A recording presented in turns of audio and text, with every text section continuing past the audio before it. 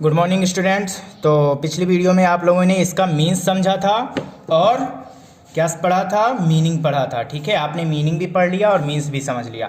अब आपको क्या करना है, एक्सरसाइज। तो चलिए स्टार्ट करते हैं। अभी आप लोग को बुक पे करना है ये, बाकी ये वाले क्वेश्चन खा गा नोटबुक पे करना है। ठीक है, तो चलो स्टार्ट करते हैं। दिया गया है इस कविता में हाथ में क्या रखने की के लिए मना किया गया है। हाथ में क्या रखने के लिए मना किया गया, फर्स्ट लाइन पर दिया गया है शस्त्र। ठीक है, फिर इस कविता में कवि कौन है, कवि कौन है यहाँ पर दिख रहा है, सोहन लाल द्विवेदी। ओके, फिर कविता में आग कौन उगल रहा है, पृथ्वी, गगन या फिर सागर। गगन उगल रहा है ना, गगन उगल रहा है ना। आग जब बताते हैं कि हम आगे बढ़ते रहेंगे चाहे गगन आग उगलने लगे, पढ़ा होगा आपने। ठीक है, तो अब आगे करते हैं। ख नंबर में दिया गया लघु उत्तरीय प्रश्न। तो आप लोग ऐसे ही डाल लोगे और क्वेश्चन नंबर 1 यानी प्रश्न 1 डाल लोगे और क्वेश्चन राइट कर लोगे। कौन कौन सी मुश्किलें आने पर भी जीवन में बढ़ते रहना चाहिए। तो आप इसका आंसर अब राइट करोगे, क्वेश्चन राइट कर लो, फिर आंसर राइट करना है।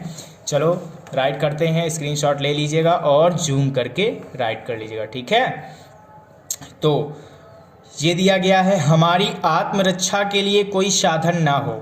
ठीक है, कौन कौन सी मुश्किलें आने पर जीवन में बढ़ते रहना चाहिए। हमारी आत्मरक्षा के लिए अगर कोई साधन भी ना हो, खाने के लिए अन्न भी ना हो और पीने के लिए जल भी ना मिले, तब भी मनुष्य को आगे बढ़ते रहना चाहिए। ठीक है, पहला क्वेश्चन का आंसर कंप्लीट होता है। अब सेकंड क्वेश्चन देखते हैं। हमें अपनी स्वतंत्रता किस तरह कायम रखनी चाहिए। हम स्वतंत्र हैं ना, तो हमें अपनी स्वतंत्रता किस तरह कायम रखनी चाहिए। हमें अपनी स्वतंत्रता को कायम रखने के लिए भय का त्याग कर देना चाहिए। और यहाँ तक राइट कर लोगे, आगे राइट करते हैं। फिर इसके बाद शरीर के खून की एक एक बूंद स्वतंत्रता के लिए निछावर कर देना चाहिए। ठीक है, ये आप लोग स्क्रीनशॉट ले लो और जूम आउट करके जूम इन करके राइट कर लेना।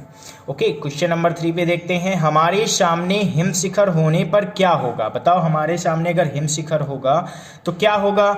हमारे सामने हिम शिखर होने पर हमारे प्राण और निखर जाएंगे। ठीक है, हमारे प्राण और निखर जाएंगे। ओके, इसको ये कर लेना, जाएंगे। अब चाहे हमारा शरीर बिखर क्यों ना जाए, दिया गया है ना पोयम में कि चाहे हमारा शरीर बिखर क्यों ही ना जाए। अब नहीं राइट करोगे आप लोग, कर लेना, चाहे हमारा शरीर बिखर क्यों ही ना जाए, फिर भी हम झुकेंगे नहीं, आगे बढ़ते चले जाएंगे। ओके, तो आपका ये भी कंप्लीट हो गया। अब आते हैं दीर्घोत्तरीय प्रश्न। आप लोग ऐसे ही डालोगे और प्रश्न डालोगे 1। ठीक है, भले ही जाए तन बिखर से क्या अभिप्राय है, इसका मीन्स बताना है। आप लोगों ने पोयम पे पढ़ा भी होगा, चलो इसको डिफाइन करते हैं। भले ही जाए तन बिखर से कवि का अभिप्राय है कि देश की रक्षा के समय भले ही हमारे प्राण क्यों ही ना चले जाएं, फिर भी हम हार स्वीकार नहीं करेंगे और मरते दम तक अपने कर्तव्य पथ पर चलते रहेंगे। ओके, तो ये हो गया क्वेश्चन फर्स्ट का आंसर। अब क्वेश्चन नंबर 2 देखते हैं। बढ़ो नया कमाल हो, इस पंक्ति का आशय स्पष्ट करना है।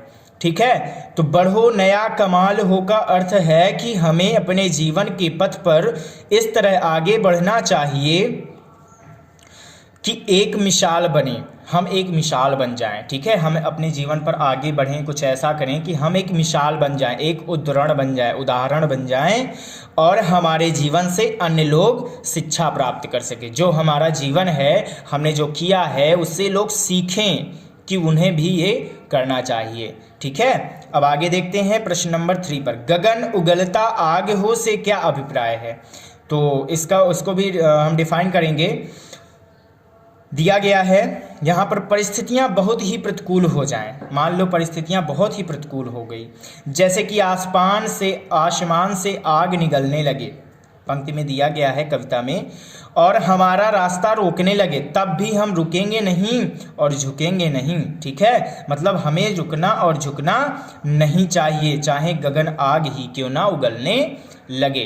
तो आपका चैप्टर अब होता है कंप्लीट। ठीक है, आप सेकेंड क्वेश्चन तक कंप्लीट कर लोगे। ओके, और अच्छे से इसको रिवाइज कर लोगे। आप लोग का टेस्ट होने वाला है शायद वेडनेसडे या फिर थर्सडे को हो सकता है, तो आप लोग इसको अच्छे से रिवाइज कर लोगे, मीनिंग लर्न कर लोगे। और 6 लाइन की पोयम आपको कही गई थी, शायद 6 या 8 लाइन की, तो आप लोग उसको भी कंप्लीट कर लोगे। ठीक है, तो ठीक है, अपना अच्छे